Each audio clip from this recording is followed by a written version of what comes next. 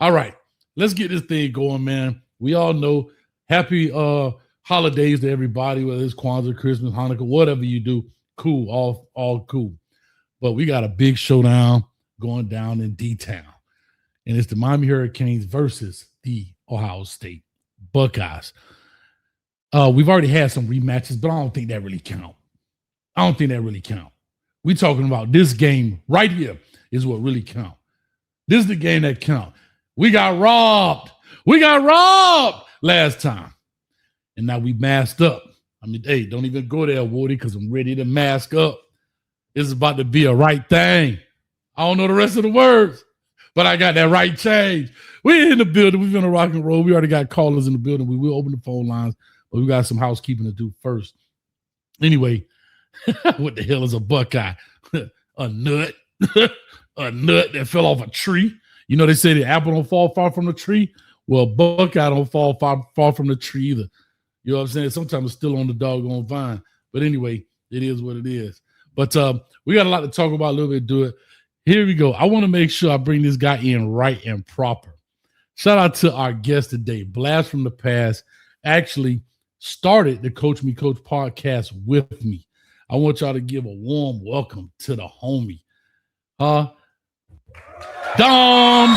Oh, shit, I'll mess it up. Dom in the building. What's up? Hey. What's up with you, Dom? How you doing, brother?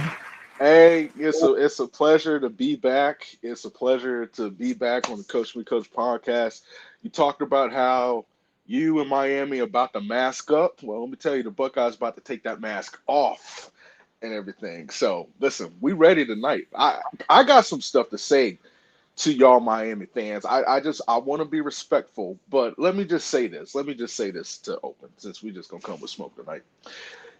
I did not know that there were as many Miami fans based on what I see at Hard Rock. Y'all should be filling Hard Rock Stadium with the amount of people messaging me, the amount of crap being talked.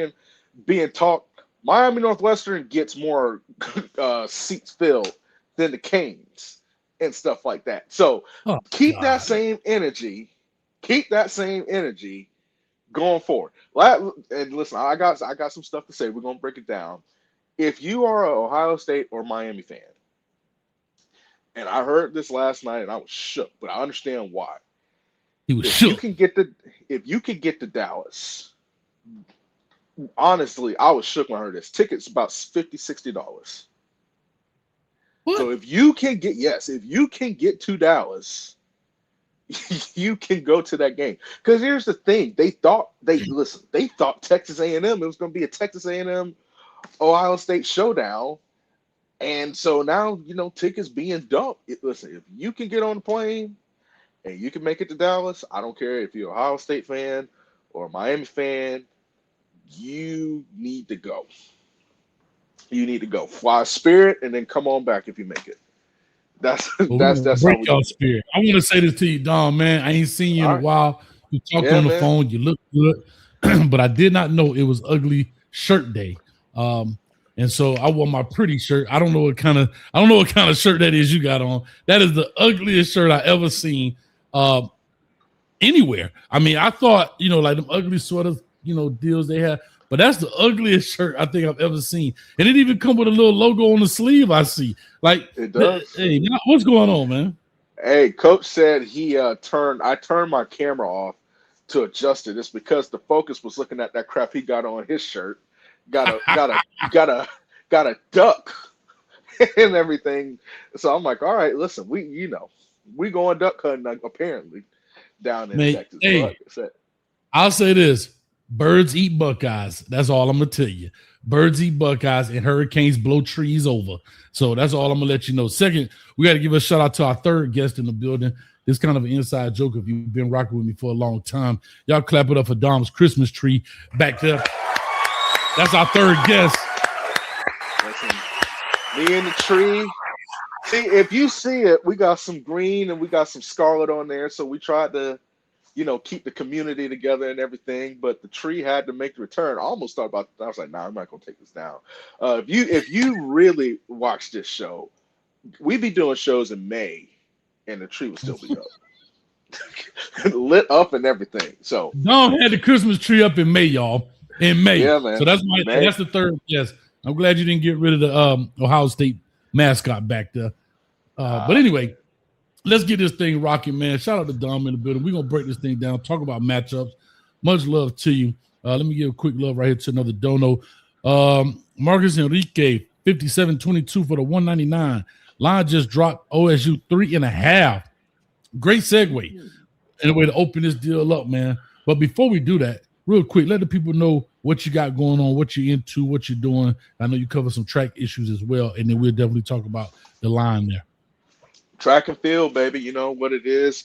Probably covered your favorite runner from South Florida, but we're covering track and field, some road racing, and doing some stuff in the business of track and field. So Lactic Acid Podcast on Instagram. Follow that. Spotify, Apple.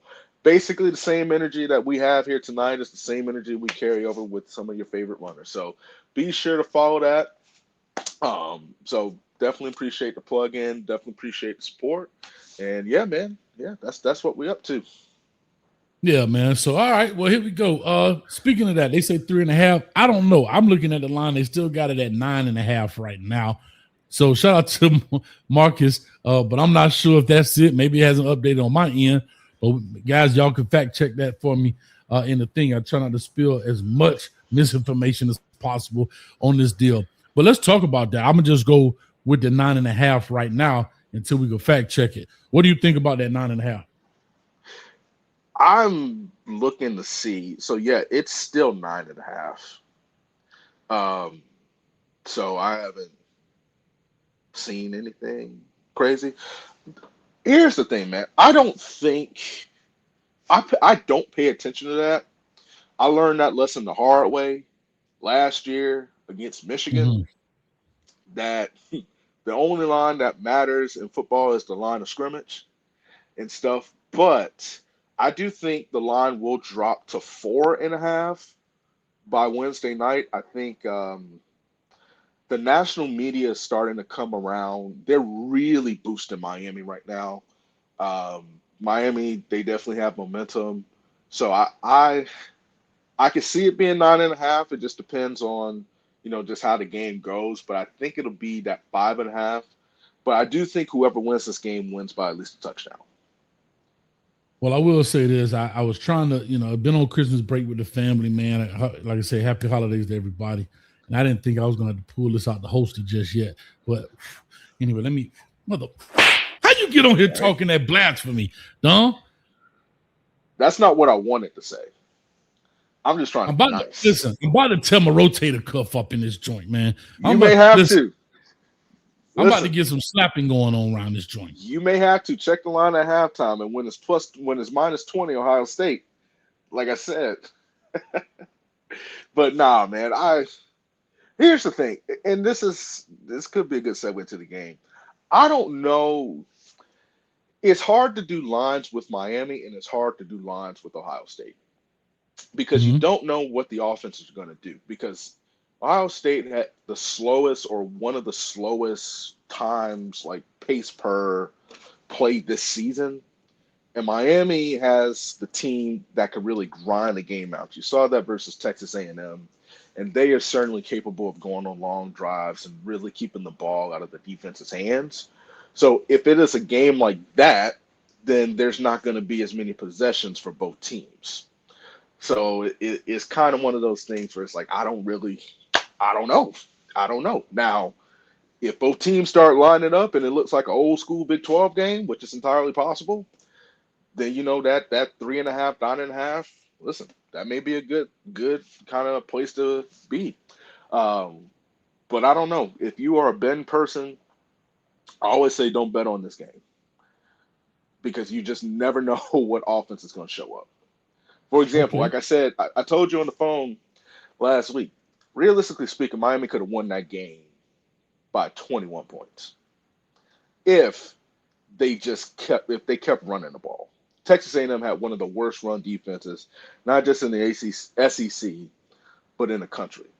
So that was a favorable matchup for Miami Fletcher, yeah, he got stopped a few times, but usually it was productive. And when Miami started moving those guards and tackles and started getting some pulling, um, they started to get movement. They started to pop stuff off. So I thought, like, okay, stick with that, especially in those conditions, weather conditions. Um, and then, they could have won that game by 21 points. But I mean, it is what it is. We're just gonna have to wait and see how it shakes out. So real quick, what do you think about? Let's talk about that game, and then I'll talk about y'all. So what do you? So what do you think in regards to the Texas A&M Miami game? Going in, Texas A&M was favored. I forgot what the line was, but anyway, they were favored. And to see the game that you saw, is that what you expected? Did you expect more points? I know the win was a factor, but was it? I'll leave it at that. Yes and no. For example, I thought I was, and for all intents and purposes, I was rooting for Miami. I would prefer to play Texas A&M because I thought Texas A&M was overrated. And I think people could disagree with me, and that's totally fine. Everybody's entitled to their opinion. I think they are a product of what the media tries to build the SEC to be instead of the reality of what they really are. Mm. Um, Texas A&M didn't play Georgia. Texas A&M didn't play Alabama. They didn't play Oklahoma. They missed out, and then they barely beat South Carolina, and then you go on ESPN and other sites, and the headline is Texas A&M, squeaks past preseason 14th ranked South Carolina, who at the time was like 3-7, whatever the case might be. So based on how they played, based on their deficiencies on defense, I thought Miami would handle them. I'm thankful no Ohio State offensive lineman has come out and done what Trey Zoom the third did. I hate to call people by the government name, but it's not a good idea. I don't care who you play to call out to say they're not going to be impactful. All that trash he was talking about Ruben Bain and dismissed him. And not only that, I don't mean to kick somebody's while they's down, but they're already down. All the penalties on Texas A&M were on him. Weren't on all the Mm. other linemen. It was on him. Didn't realize that. I didn't realize Yeah, that. I didn't it realize that. was. Yeah, they were on him. I think Texas A&M missed some opportunities down the field because Marcel Reese was not accurate with the football. He was very, very kind of gibberish, or whatever the case might be. So the wind didn't play too much in effect. Like I said, and I know this is going off the rails, but maybe you can explain this to me, and maybe you Miami fans could explain this to me as well. What is the process, the thought process when you guys run a screenplay? I hate it, dog. Because Don't do that to me, it's Dom. Don't I, do it. I I hate our screen game. I've said it on our good, bad, and uglies. I hate the way we block it. I hate the philosophy behind it, the concept, and the whole scheme.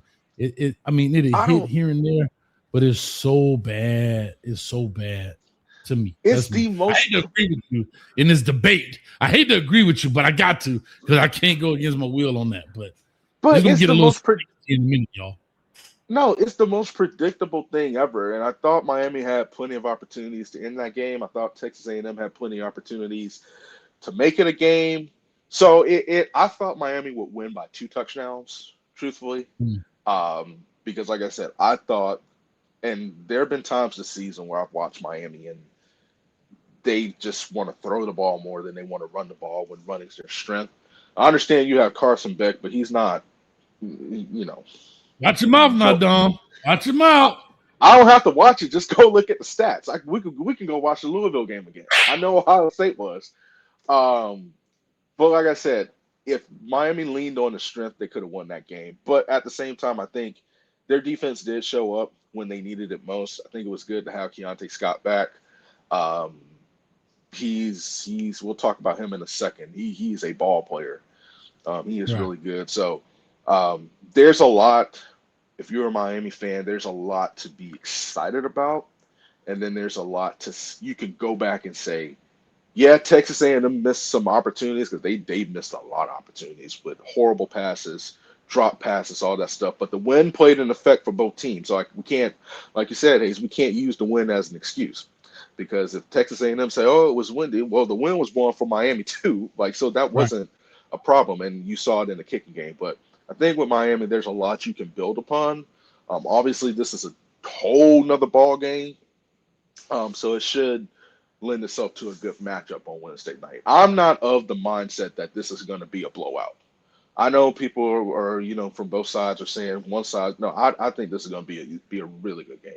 I think it's going to be a slugfest, man. I really do. I really think it's going to be punch, counter punch, slugfest, haymaker, uppercut, overhand right, so forth and so on.